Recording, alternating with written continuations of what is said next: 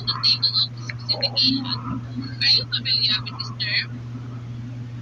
Yes, of course. As far as I understand, APUS is a planning tool used by teachers to balance both the assessment of understanding and the assessment of knowledge across various levels of Bloom's taxonomy. That's correct. Can anyone tell me why using a TOS is important in the educational setting? Yes, Keten? Well, a TOS ensures that there's a balance in the questions asked in an examination. It ensures that questions aren't focused on just one aspect of Bloom's taxonomy, such as remembering facts, but also on higher order thinking skills or HOTS, such as analyzing and evaluating information. Excellent point. How do you think the process of creating a TOS can be improved to better access students' understanding? Yes, Angeline. That's a good question. Perhaps teachers can collaborate in creating TOS to incorporate different perspectives. Also, the TOS should be regularly reviewed and updated based on the changing needs and abilities of the students. I agree with your points, Angeline. Now, let's think about this. How might a TOS be adapted for use in non-traditional educational settings such as online learning or homeschooling? That's interesting. For online learning, maybe the PUS can include more questions that assess students' ability to apply and synthesize information since they have more resources at their disposal. For homeschooling, the PUS might need to be more tailored to the individual student's learning style and pace. Those are it's clear that selective understanding which continue to explore the practical and Let me present my screen.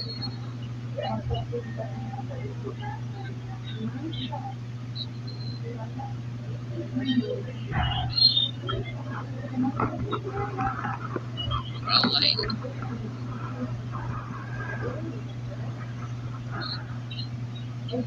Visible na akong screen, guys.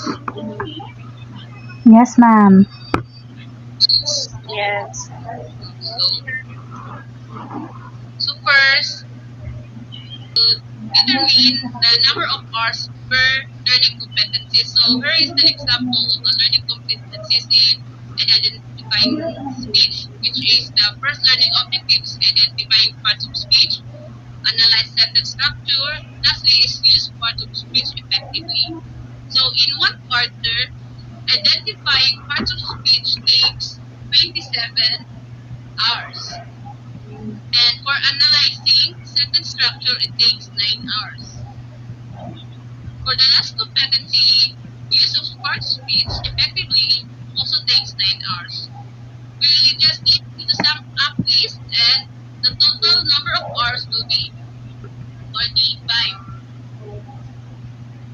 Then, once we get the total number of hours, we need to get the number of percentage.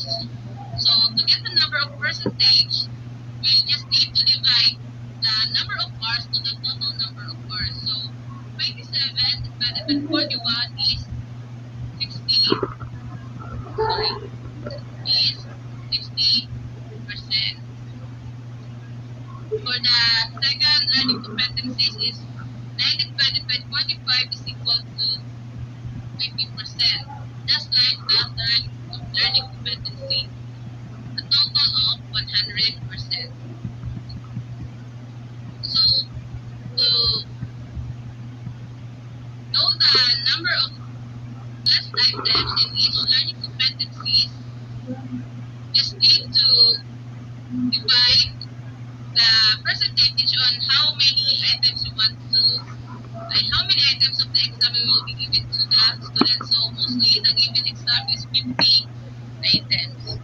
So then we will just divide the percentage to the number of items. So 50 divided by 60 divided by 50 is equal to 30 items.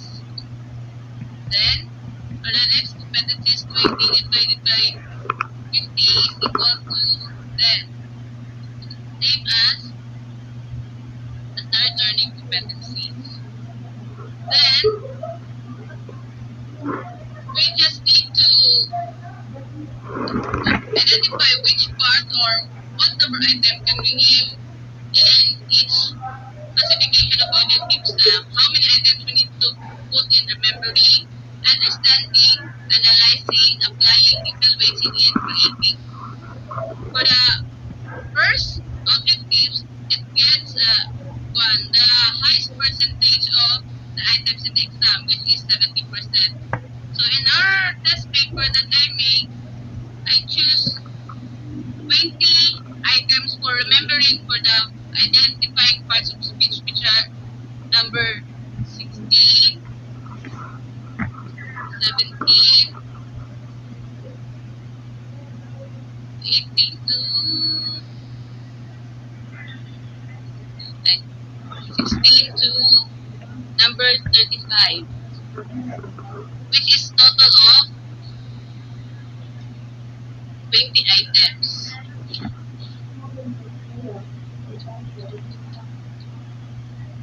Then for understanding, I choose number 1, 3, 5, 6, 8,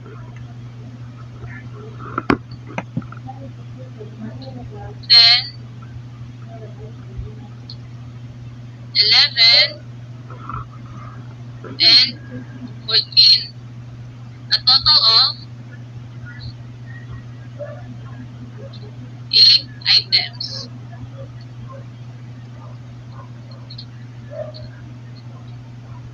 Then for analyzing, applying.